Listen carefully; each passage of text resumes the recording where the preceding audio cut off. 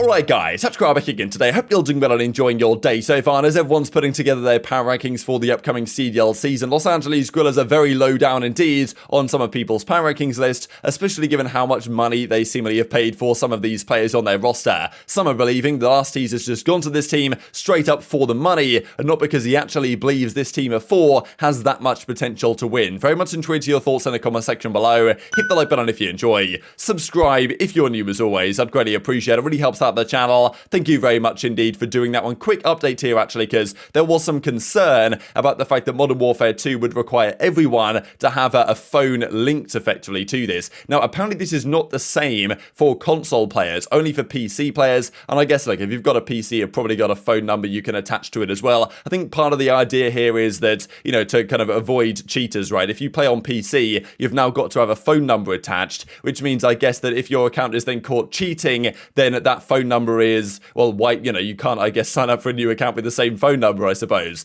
So that's, I think, a big deterrent, and also will probably affect, unless players can get around this, it should affect the kind of volume of cheaters, especially on PC, where it's probably the key issue. So I think that's kind of a nice thing maybe that Activision are doing. There's probably some downsides and some other perspectives on this that can be had as well, whether it's, you know, good or bad. But it's probably good for trying to deal with cheaters to a certain extent, so I suppose that could be a good thing. And also, I think they said, or at least there are rumors they're upgrading their anti-cheat system to some degree going forwards. Quickly to mention this as well, because an update on what we saw yesterday, that Sony isn't happy with Microsoft buying Activision because it thinks it's going to have implications on the kind of advantages that they've had for Call of Duty. And well, the funny thing is really that Sony for years have enjoyed having some advantage over Xbox players in the Call of Duty side. Now that might be reversed. They're now demanding that if Activision are to get bought by Microsoft, there are no enhancements that can be better on Xbox and PlayStation, no benefits with the Game Pass, and no extra content for Xbox users only, even though like PlayStation have literally done this for years. So it's kind of funny how it comes full circle to some degree, and I'm sure Microsoft will be making that point to the antitrust people. It'll be like, look, Sony are just salty, so maybe they are, maybe they're not,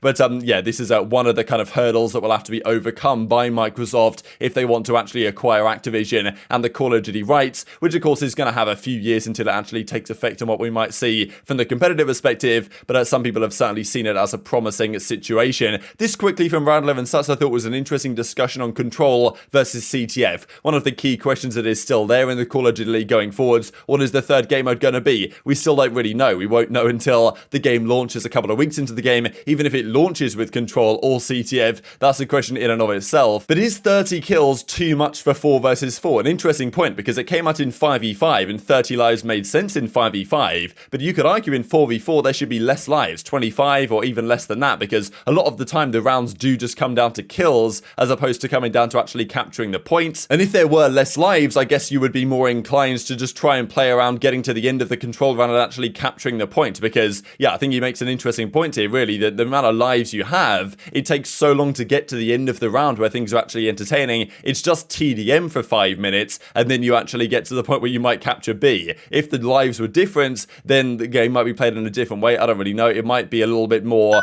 viewer friendly on the eye. So I want to think about maybe 25 kills, like, or even something along those lines could make control a little bit better for 4 versus 4. I doubt they'll do it, but something to keep in mind. This then on the substitute players. There was some drama around this right now. So FaZe, we don't know who their sub is going to be. Boston, it's going to be Beans. Florida have Dave Paddy. Guerrillas will come back to in a second. London, we think have Scraps. Minnesota have Fame. Real is also a player there, but I don't believe he's technically their sub. I believe he's going to be their academy player, or one of their academy players. So they have to have like an official sub, but also you can have an academy player contract. Then New York have Wardy. Toronto have Hicksy. So there's quite a few teams we don't know or are presently rumored. Now, Guerrillas having Deceives. This is a player called Joe Deceives, basically a ranked play ladder demon in the last season. There was lots of drama about this actually, because players like Drazah looking at this thing, and hang on a second here, this Deceives kid, no one even knows who he is. Okay, people know who he is, but he's never played any challenges, right? He's just played ranked play and done well and made his name in the kind of S&D scene to some degree, but he's not played challenges and like won tournaments or anything in the last season. And as Denda says, man's be getting a sub spot without playing a single challenges game. Like, what is going on anymore? And you know, and even Scrappy says in replies, I heard that and I was mind blown. What is that? You know, screw challenges, grind ranked play, Scrappy says. He was like, look, I did my best grinding challenges to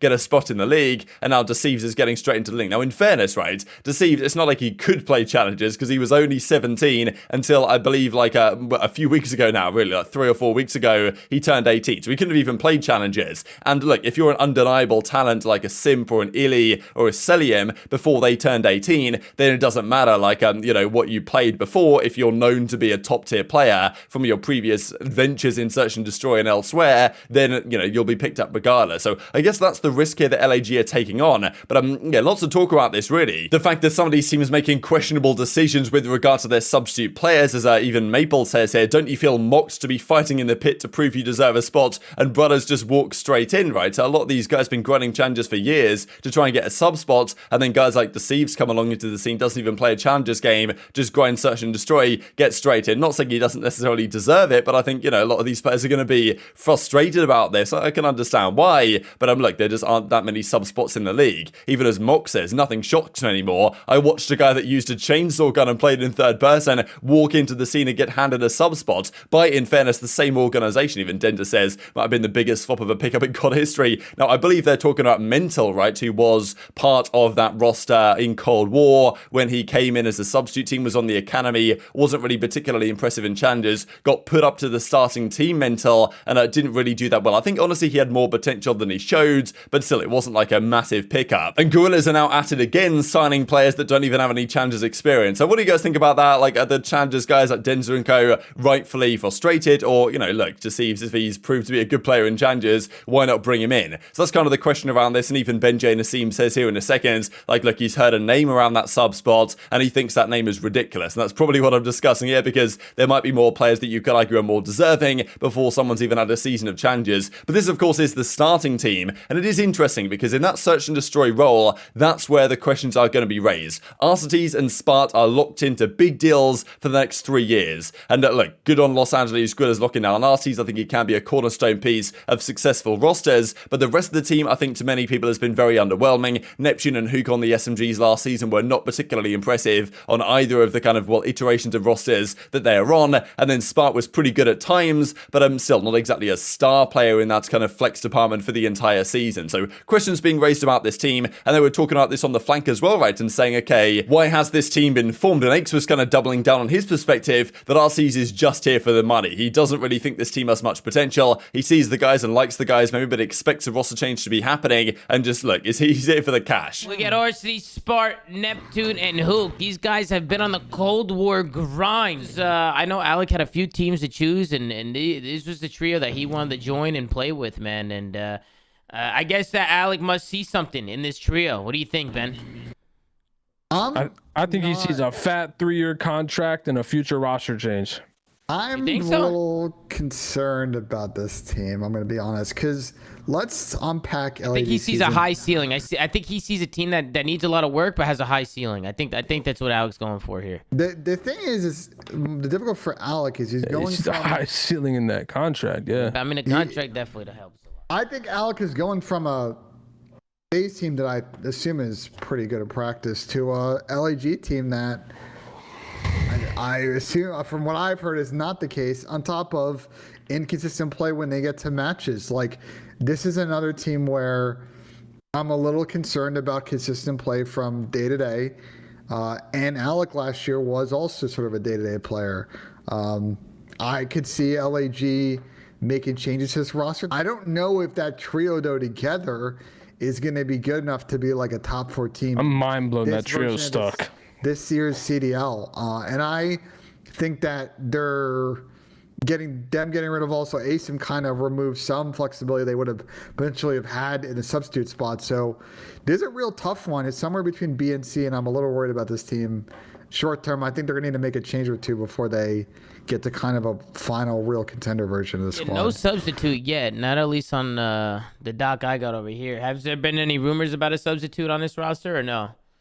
Not that I heard of. I've heard a couple of names, and I'll be honest, I really don't want to say them on stream because I haven't confirmed them. All right. The one name I heard was ridiculous. So a mind-blowing tweet that came out at the end of August now, suggesting that, Arcitys and Spart signed unprecedented 3-year deals with the organization. So this to me was pretty crazy stuff, right? That they're on 3-year contracts here. Spart especially. Arcitys kind of makes sense, but I mean, look, Arcitys, there's no doubt, coming off FaZe, being, well, now the highest earning player in COD history, like great IGL and kind of AR abilities and ability to lead team and stuff like this, makes sense to lock him down for quite a long time. Still a fair bit, I think, for Arcitys to prove, but look, did he go to this team just for the money? That's a question that is being raised. Not necessarily a bad thing if he did, but did he have other offers, effectively, is the question that would have given him a better opportunity. Like, when he was a free agent, there was even the possibility briefly of OpTic, right? Because, like, Dashy might have been gone, Arcitys there would have been interesting. Even Seattle Surge, like, would Seattle have really stuck with their guns with accuracy, or could Arcitys have stepped into that team? The New York subliners as well, playing with Hydra and Kismet might have been an interesting option in one of those roles over there, but I'm not really sure there were that many clear, better options for Arcitys out there. There were a few teams that he could have gone to, but is Los Angeles Guerrillas the best of them? Like, in terms of his future potential and his stability in his career and also the contract and the money side, I feel like he probably was looking at his opportunities and thinking, you know what, it's not like there was a crazy offer you'd think out there that he could have gone for instead. As I say, the only real one that comes to mind, I guess, is Surge, but they probably didn't want to get him anyway, but that would have been, I think, very interesting about it. Arcitys instead of accuracy would have probably been a clear upgrade in my opinion, but maybe the team didn't want him, or maybe the offer wasn't even there for Surge in the first place. If it was, then maybe you can make the argument that he's kind of turned down a better offer for the money side, but I think maybe you could argue also that LAG might have been, at least in terms of the next year, 2 years, LAG have a lot of resources, and yeah, okay, while Arcitys might in the short term be just collecting the bag, I'm not really sure this team of 4 is going to have that much success. Over the next 6 months to a year or two, they have enough money to really bring in big players to probably build out this roster into the success that I think it should be. Like, LAG should be competing with Los Angeles Thieves for the potential to win championships on a consistent basis. They managed to somehow win one last season at Major 2, and we'll look at their results here in a second, because look how bad this is from LAG the last couple of seasons. Apart from that Major 2, you know, fluke win, you're going to say it is, let's be honest here, their results have been terrible. They won this resurgence thing with not even their roster, and then look at this, they managed to get a top 4 back in Modern Warfare, but everything else is blue. Top 8, top 12, I mean, at World Championship they came top 12, Cold War, like, look how terrible their Cold War run was. Okay, top 6 Major 1, but after that, like, always top 10, top 12, just the whole year. This past season, the same story. Top 12, you know, top 16 at the Pro-Am, top 12 at Major 3, top 8 at Major 4, didn't even make champs, but still fluked the win at Major 2, so I guess fair play. But you've got to say, the majority of their decisions as an organization over the last few years have been pretty bad, and look, they've got rid of some of their coaching staff, and Bevels and Ricky's moved on to a different role now to probably kind of say, okay, look, we're going to start from scratch here. And in fairness, with Marky B, I think they can probably improve a bit. But yeah, last season, even Slasher couldn't really get that much out of Huke, Spart, and Neptune. They looked okay at the end of the season. They probably would have made the World Championship on a different day, just because the other teams around them were also delivering great results, such as New York Subliners, for example. And I think there is a world in which Arcitys gets more out of that Huke, Neptune, Spart trio than Slasher did last year, but still, is it going to be that much? Because that core trio wasn't particularly impressive. Like, even, you know, Ben and the other guys on the flank didn't really seem to think so either. So yeah, what do you think? Did Arcitys just come in for the money, or does he actually think, because I think that in the long term, Arcitys might think, you know what, this team of 4 might not be it, and even though they are grinding an awful lot of Cold War right now, and they probably really like each other as players, and probably don't want to make too many changes, but I personally would be surprised if they go this season with the same SMG duo,